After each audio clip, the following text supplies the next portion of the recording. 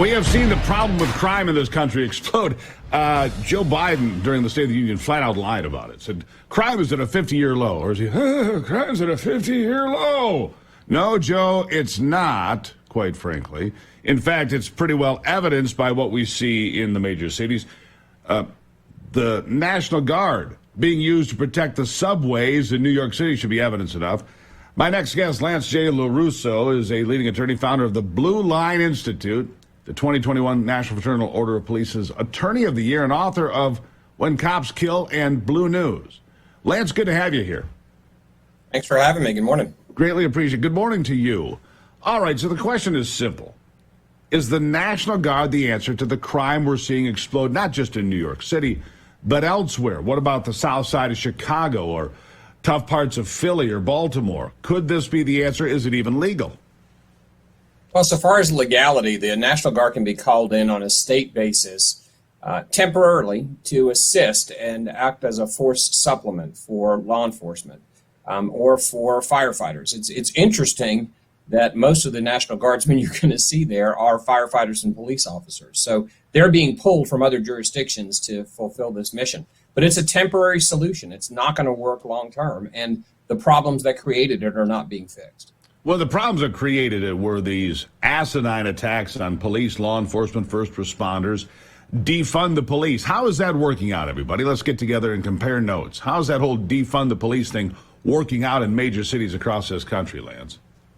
Defund the police is the fastest conceived, implemented, and failed social policy in United States history. And law enforcement were the ones who said and screamed, this is not going to work. You're going to disadvantage poor people. You're going to disadvantage people who need law enforcement protection more than anyone. And what's basically happened is, along with the defunding, you have a demonization of law enforcement. So people are attacking law enforcement. We had 32 law enforcement officers shot in the month of January, more than one a day. So now you created this culture where people are disregarding law enforcement officers. They're attacking law enforcement officers, and law enforcement officers, their presence there is not being seen as a crime deterrent. There's less of them. You're not prosecuting the crimes they do arrest people for. And your answer is, well, we should call the National Guard so we can have a presence there to prevent crime. And it's really interesting because the activists are just turning themselves on their ears. 32 officers shot in the month of January alone. You know, that's a remarkably sad number, honestly. But I also know that some of those officers, by stories I've been following, were shot by people that shouldn't even be in this country to begin with. How is that playing into all of this? The invasion at our southern border, the disrespect, if you will. I don't think Venezuelan gangs have any respect for American law enforcement. Just crazy idea, Lance, but that's kind of the way I think about it. What do you say? Well, it's the notion that anyone who is a repeat offender, whether they came across the border illegally or whether they've been arrested 14 times, or like one person we had in Atlanta who was arrested 90 times, 90 times for breaking into cars, and he's still getting bond. The notion that somebody who is a repeat offender, a violent offender, is going to respect the lives of other people and not prey on weaker citizens is ludicrous, and it's an abandonment and an abdication of the obligation of government. And if you think about just how crazy this issue is, you know, the National Guard, first of all, can't stay there a long time. It costs a tremendous amount of money to mobilize them for periods of time. But the same people who wanted to defund the police have been complaining for years about law enforcement looking militarized, whether that's high quarter boots or carrying rifles or using armored personnel carriers to carry out high-risk warrants. Those same people are now calling actual soldiers to deter crime instead of using law enforcement officers. Well, you know, I'm not going to kid you, Lance. I've had a concern about local law enforcement turning into the local military because at some point, like every military, they want to play with their toys. And so that has been a concern of mine. But today, my concern is that we can't even have cruisers on the streets. You know, you see police cars get burned in riots. I mean, I still am stuck on the fact that 5 Dallas police officers were gunned down in that city. Was that 2015?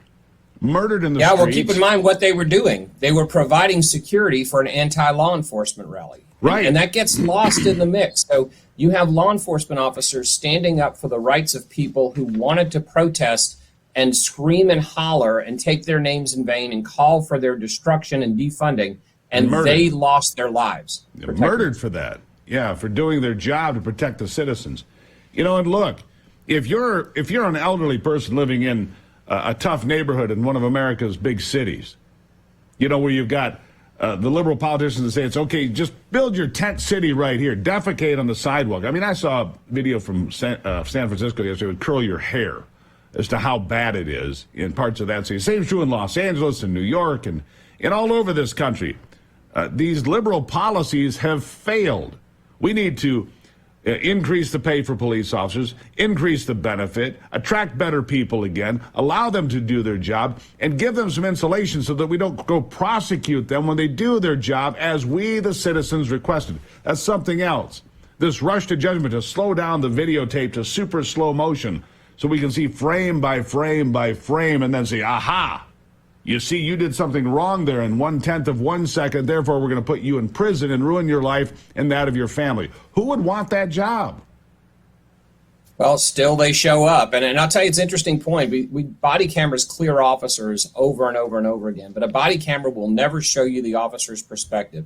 It's 18 inches below their eyes. It doesn't move with their head. It doesn't change focus like the human eye does. And it records things that the officer may not even see because they weren't paying attention to that. They were focused on a threat. And, you know, one of the things that you can do, and people say, what can we do? How can we fix this? And I talk about this in my book, Blue News. All the profits go to law enforcement charities. You need to make sure that you are thanking officers when you see them. Go to the public square. Try to recruit the best and the brightest for your community because law enforcement cannot fix this problem alone. But I like the idea that we've gotten to here, Lance. Lance Lorusso, leading attorney, founder of the Blue Line Institute. And that is that we can surge the National Guard to push things back in the right direction, to knock it back on track, if you will. We can start there, and then we can expand law enforcement, get rid of this dumbest thing I've ever heard in my life, defund the police, and move on with securing our cities and small towns and states and so forth. But we can start with the National Guard. I'll give you the last word. I think that when we look at the overall impact, it's time to realize that holding people accountable is the only thing that works. And recognizing that when an officer is on the street, they have to be respected, they have to be protected. And when they make an arrest, it has to be prosecuted with due alacrity and not waiting and not second guessing, and let a jury decide whether or not the person's actually guilty. Yeah. Incredibly important. Lance, thank you for being here. It's an important message. We need to get things under control around here from the border and all the way across this country. Thank you for your perspective. Thanks for having me.